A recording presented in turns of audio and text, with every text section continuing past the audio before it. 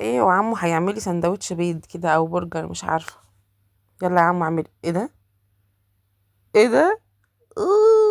يا ايه يا عم ده؟ يا عم ده زحها في الزباله يا عم، ارميها في ايه ده ارميها في الزباله يا عم، ارميها في الزباله مش عايزه اشوفها. ايه ده؟ ده عم نوح اللي بيطلع الروح. ايه ده؟ يا بجد ايه ده؟ يا خباي يا خباي يا ايه ده؟ هرجع انا مش هاكل بره تاني يا جماعه. خلاص قررت ان انا مش هاكل. ايه ده؟ ايه ده؟ ايه ده؟ معلش ايه ده؟ ايه ده؟ الماء في الزبالة بتمسح بيها الصينية، بتمسح بيها الصينية. والزيت ايه ده؟ دي نزلت جوه نزلت جوه بحر الظلمات، يعني البتاعة دي نزلت جوه بحر الظلمات، مش باينه لها حاجة اساسا يعني. بحر الظلمات بجد. ايوه ايوه اعمل بايدك يا عم، اعمل بايدك يا عم. ما هي خلاص عادي، ما هي مش فارقة تعمل بايدك ولا برجلك يا عم. هو فين المعلقة اللي عندكم يا عم؟ ما هي شغالة، هي في معالق اهو. امال اللي بتعمل بايدك يا اخي؟ اه يعني يما، اه يعني يما على البيض ويعمل البيض. ايوه ايوه ايوه ايوه شاطر يا سلام. الله ارميها في الزبالة بقى. ولا هموت ناكل مش يعني كان نفسي اقول لكم ناكل السندوتش هنا ونموت من هنا. احنا هنموت من المنظر اساسا يعني.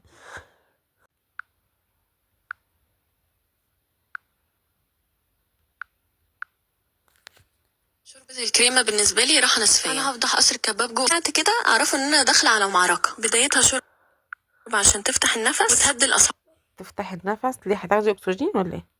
كي. شوربة الكريمة بالنسبة لي راحة نصفية. أنا هفضح قصر الكباب جوه أقول لكم إيه سر جمال تعسيلة الملوخية بتاعتهم، إن هما بيطبلوا لها. يعني لو عايزة تعملي ملوخية زي بتاعة قصر الكباب دي لازم تطبلي لها وترقصي لها في المطبخ. هوبا بقى أما حسن عم حسن عارف ان انت حطيتي له ورده.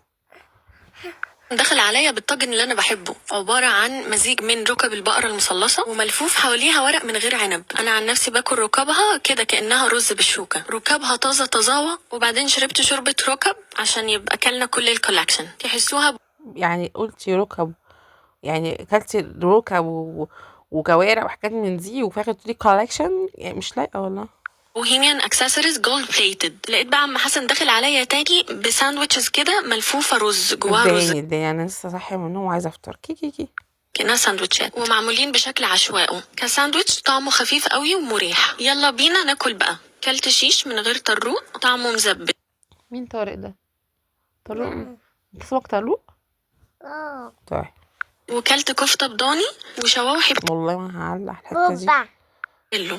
ده احلى شواوحي كلته. انا هنا بقى خلاص كنت بفنش ب 667 لقمه. انت بنفسك لما تروح قصر الكباب جوه هتحس ان انت لزقت في الكرسي مش قادر تقوم من جمال الاكل. بس بس كده بس يا جماعه وعايزه اقول لكم